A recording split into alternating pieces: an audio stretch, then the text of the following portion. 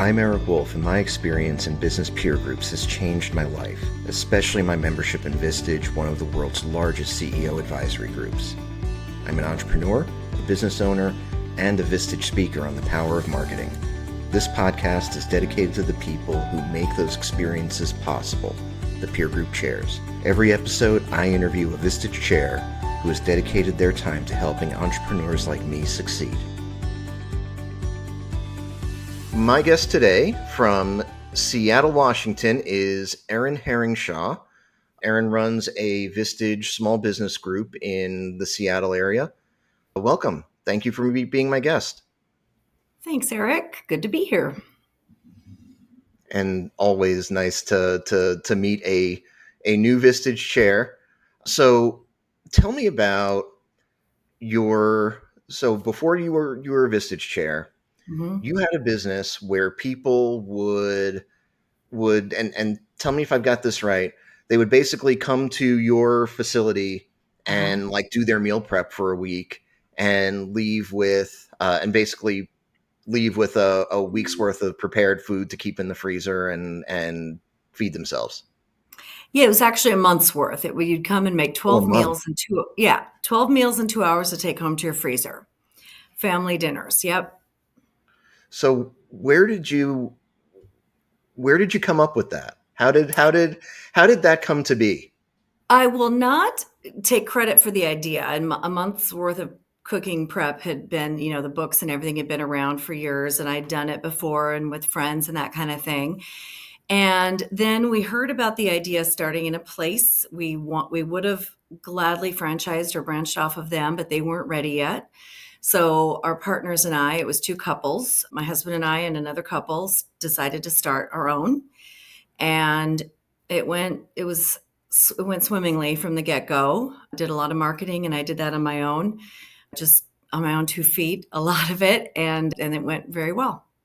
What do you think made, and by the way, you totally could have taken credit for the idea. You don't have, this podcast is a very small operation. We do not have a fact checker, but okay. you totally could have taken that, but I appreciate the story.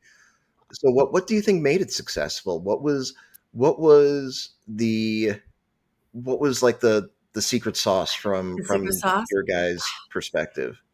It was so innovative. It was useful, but mostly it was fun.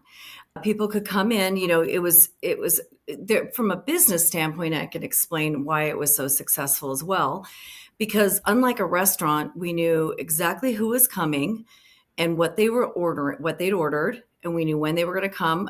There was very little food waste. And where a restaurant has to have food margins, the food can only be about 20%. We could go up to 50%. And so they came in and they had their little rack ready with their little labels made, their names, what they'd ordered, it said created by, and then they'd go from station to station. So it was like going to a Subway or a Papa Murphy's, and they'd follow the little recipes. And then, so they had a lot of fun. It was a total kick. So was it like a social experience? Was it? Absolutely. We'd have groups. We'd have people bring their kids. We did ask that the kids were a little older, on the older side. Sure. Or people just came in and then we'd get to know them, and we just made it a really fun atmosphere. And then they'd go home, with their ice chest or whatever full of food. So, and then if they signed up for the next month right there was a discount. So you had a lot of recurring people right there. I'm picturing this almost like one of those, and I don't know if I'm picturing this correctly, but it feels social in the same way that like the wine and painting places or totally. Stuff like that where you go in and it's like a project and you leave with stuff. In fact, for a while, people did bring wine, and we had that no problem. We also, I had some ideas of some fun things that you could do before you left, and we didn't get super creative, but we did have everyone sign the wall before they left, and it started in the back, and it went forward and forward and forward. And people, I can't believe how imaginative and clever and creative people were with the stuff that they would write. So that just things like that was just a kick. And so you started in Seattle, I'm guessing. Yep, a suburb of Seattle, Federal Way. And then where did it go from there? Because it it apparently grew quite a bit. Yeah, like everybody, we had a decision to make. We opened in October of 2003, and by July, the following July, we knew we had a choice to make, a decision to make. Do we open more of our own stores, or do we franchise from this? And as anybody knows, there's pros and cons from both. If you open your own store, you have to be there all the time. It's kind of that 95/5 rule, where if you franchise, you only have to be there occasionally, but you only get a small amount of the money. But you also have buying power, advertising power, and that kind of thing. So after a lot of research and thinking, we decided to franchise. Had a lot of people already interested, which was great. Um, Paid an attorney a lot of money to be able to franchise. Yeah. And from there it went. And again, it allowed us to have TV ads, in two markets, the Seattle and the Portland market. And from there, it went from there to Arizona, California, Montana, that kind of thing. It sounds like a really fun concept. It And was great. so was that what was your career prior to that? What led you from That where whatever you were doing? How did you arrive at this at this food prep business?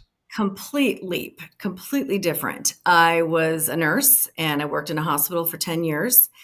And then and I had two little boys. And then started this business because friends and we'd heard about it and loved to cook. And my partner, Casey, he had his degree from WSU in restaurant management and that sort of thing, hospitality. And so it was just perfect for him. He'd always wanted to start something like this. So he was great. And I had no background in marketing, but I wish I had. It worked very well. It worked. Yeah, we complement each other very well.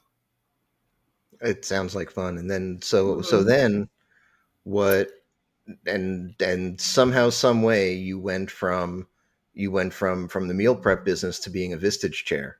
Yeah, there was a lot in between there. Okay. And long story short, we did end up selling. We franchised it with the eventual growth to 16 stores.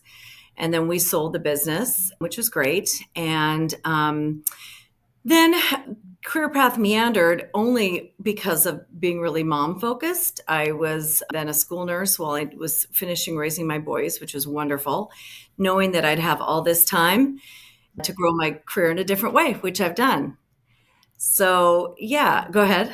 What it's a very it's a very unusual story It from the is. perspective that most entrepreneurs, and now you're around them all the time, when as an entrepreneur, usually what happens is that when you sell your business, maybe you take a nice vacation, you treat yourself a little bit, but then it's always about, well, what's the next thing, Right, and what am I going to build now, right, and there's something very unique and charming and just different, that your impulse in that moment was not to say, all right, let's make something new. You were like, right. you know what, I'm gonna go be a nurse again for a The while. safe route, yeah, which exactly. But I knew I'd have this time.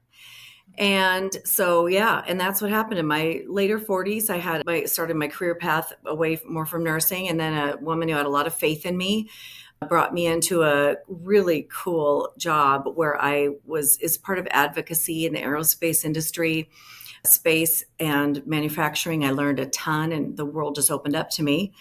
And I had a lot of opportunities coming my way at that time, but I met a guy named Joe Kuzmick, who's a chair out of Seattle. He's a retired Rear Admiral. And he and I kept in touch about, next career paths. And then he knew I had the business back then.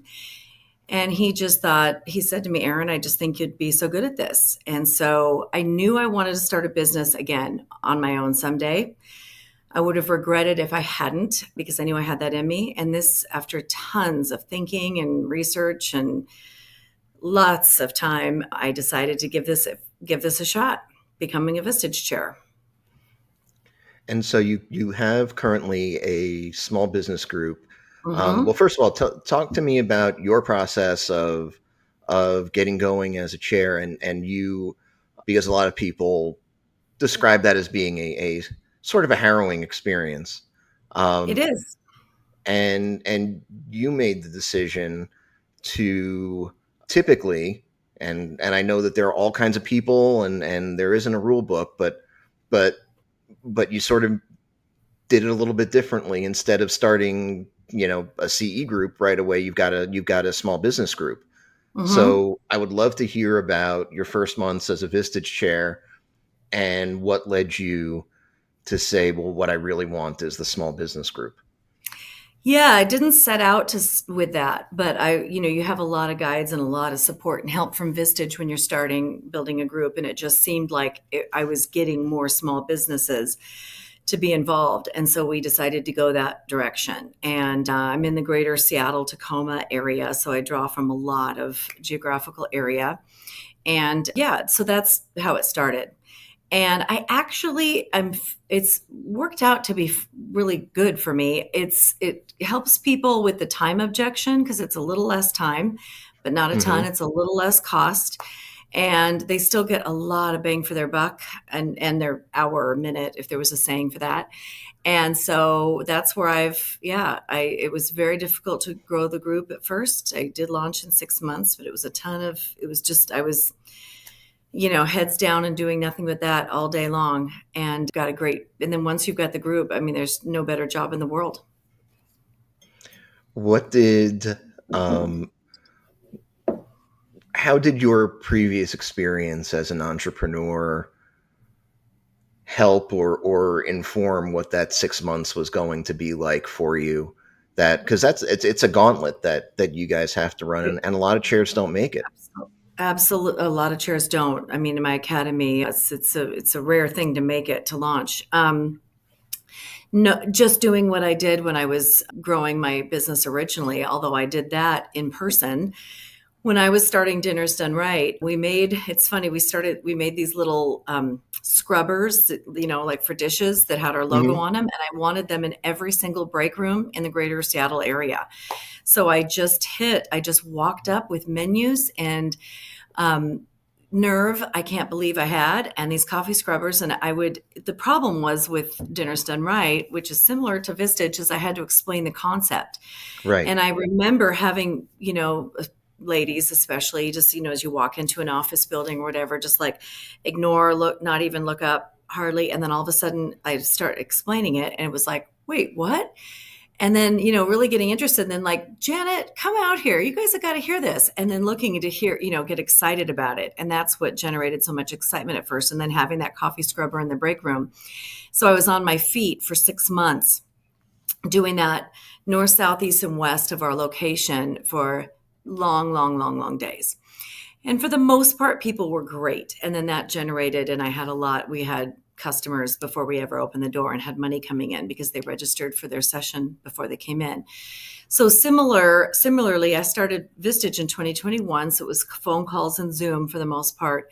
But I Yep. just knew I just had to get people on the phone who were in that right space, just needing support, wanting help, wanting to not have the isolated feeling, all of that. I so wish I'd had Vistage when I had my group. I mean, I can't even, and Oh, it's not just, I mean, when I had my business, I'm right. sorry. It would have changed my life. It would have changed the whole trajectory if I'd known then what I know now. Oh my gosh. But I'd never even heard of it. And so now trying to get those same people to be like, I've got the, I've got the magic. I've got what you need. The blind spots, the missing, the knowledge, the things that you just don't even know. And it's real, and it is truly unconventional that a small business owner would have had the opportunity or experience to be in a peer group before. You will get Right. CEOs sometimes that have had experience previously with a peer group or in another organization like EO or something like that versus Right. Visted. But the small businesses almost never have that experience. I know. And so I wish, I mean, I want to reach them. I try to tell them. I mean, we try to get the word out and, referrals, that kind of thing, because The statistics are there. The ROI is obviously there, or it wouldn't be what it is. There wouldn't be as many members in the world. It just makes sense to do it. What was the biggest thing that you had to learn in your journey from being, an entrepreneur, a healthcare professional, having other jobs, and now this Mhm. being another thing that's very different? Mhm. What's the biggest thing that you had to transform in yourself to be successful at this? Well, I'd known a lot and I'd learned a lot over the years, but I think what I'm doing, since I've been in Vistage, is with educating myself is organizing it or giving a scaffolding to what a business needs, the four pillars and that sort of thing. And so through Vistage, I mean, they do everything they can to sharpen our saws, and I take every opportunity, every class that's offered, pretty much, whether it's questioning to AI to business to marketing, I take it. And then I'm also constantly reading and listening and attending things and just learning everything I possibly can. And I've learned it's the business books shouldn't be as scary to people who don't know the basics about business, because I've learned they really feed off of each other. They learn from each other, and pretty soon you start to see patterns form, and it's pretty cool. And if you see contradicting things in books or the thought leaders, that's okay. It helps you to see why and to learn different perspectives on what works and what doesn't. And so it's just helped me. Plus the talking to hundreds of leaders when as you build your group and constantly building. It's almost like I have a visceral knowledge now that I've learned of what an industry the revenue should be, what the margins should be, and what their how many employees they have. It just starts to come in you. And it's really cool. You just learn as you go. What do you think? How do you think that being a trained nurse has given you as a chair? Hmm. Maybe more attention to detail that doesn't come naturally to me. If I had to put it in EOS terms, I'd be more of a visionary than an integrator. But with Hmm. nursing, obviously you have to be caring, you have to follow up, you have to follow through, but you also have to be detailed. And nursing is the one job I always say that is exhausting physically, mentally, and emotionally. And you leave that hospital tired in all the ways. And so what better career to pretty much prepare you for anything, because nothing else is as hard as taking care of humans. I mean, yeah, there's a lot of things that are really up there, but Sure. that's the highest calling. And so that's what I feel like I'm doing now.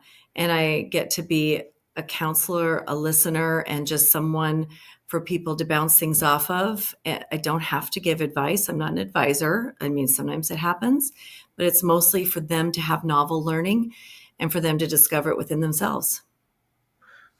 Who do you feel when you're talking to potential new members, and Mhm. you're sitting down for the Zoom or coffee? What is it that you look for in members? Because of course, when you're in that process, you guys are, you're choosing each other, right? And so 100%. when viewing the world through your lens and your group, when you're sitting across from that person that's potentially, looking to join your group, what are you looking for? What's a good fit in your mind? That's a great question because, Eric, there's been many people that in our first initial Zoom, I can tell within the first 20 minutes or so, yeah, it's not going to happen. I'm never going to reach out to them again. I have to be super choosy about my group, and I am, because it doesn't work if you don't have really great people. So obviously, open-minded, no, and open with me, open and Right. willing to talk and share and be vulnerable, just even a little bit, that you can see that first as they talk. Arrogance, never going to happen. Know it all, never going to happen. And so someone who wants to, like I always say, the reason I did the Vistage thing is it's the head and the heart. Everyone in my group wants to grow their business, but they also want to grow as human beings. And I've heard that about Vistage. I mean, we have friends that the husband's in a group and the wife never wanted him to quit because it was making him a better Right. husband, father, community member. It's so cool. And I do activities in every meeting just about where I can fit it in, where we grow as a human, learn more about yourself as a human. So if they're not going to have that stuff, and I can tell pretty quick, I'm not going to go for a second meeting. What do you think is the secret sauce that makes your group work? What's the special part that makes you excited to get out of bed on Vistage Day? Totally. It's the taking care of each other. And Vistage does attract these kind of people, luckily, fortunately, from the get-go. So you have a bunch of people who care about each other. And we've done follow-up tiger teams, whatever, on Zooms where we, if they have something deeper that needs to be covered and we didn't have time. And you cannot believe how much people care in between the meetings, care about each other, and offer, somebody just one of my group members had a fire recently, and people on our WhatsApp, we have a WhatsApp page, and they're just like, reach out to me if let's meet for coffee, let's go have a beer, if you just need somebody to talk to. I mean, what can be better than that?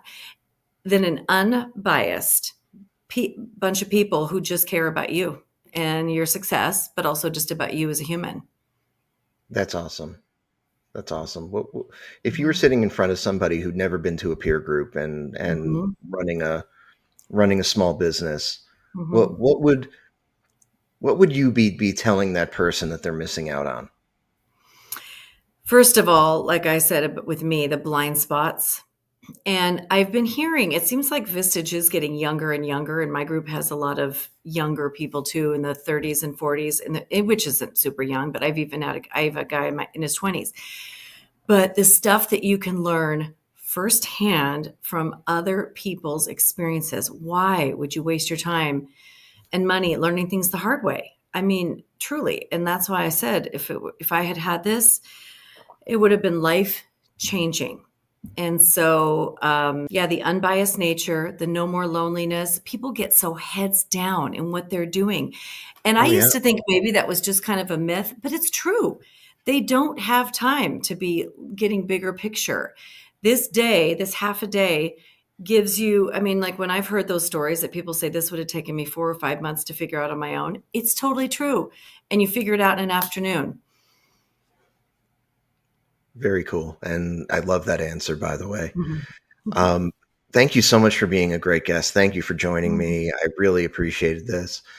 You've got a great story. You've got a unique story. And the cool thing for me is that I meet all these chairs and there are some sort of common backstories, but then you get these folks that are coming at this from such a very unique place, and right. Your story is obviously very unique, and I haven't met a Vistage Chair that has your background. I really love that.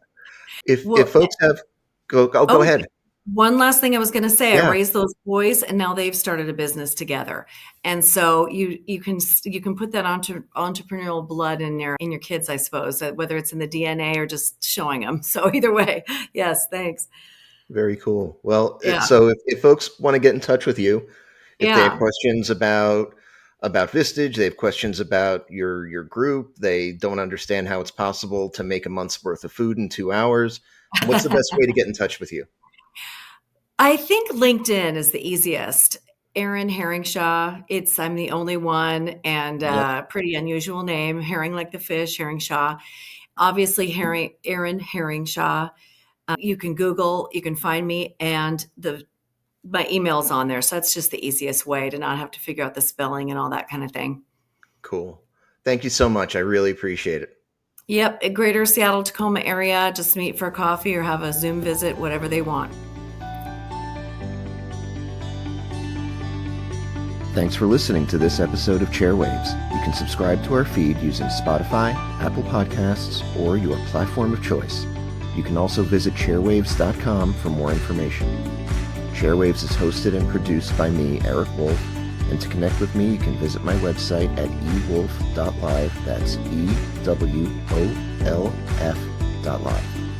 And a disclaimer, while I love Vistage and CEO peer groups, this podcast is not owned by or affiliated with Vistage or any other peer organization.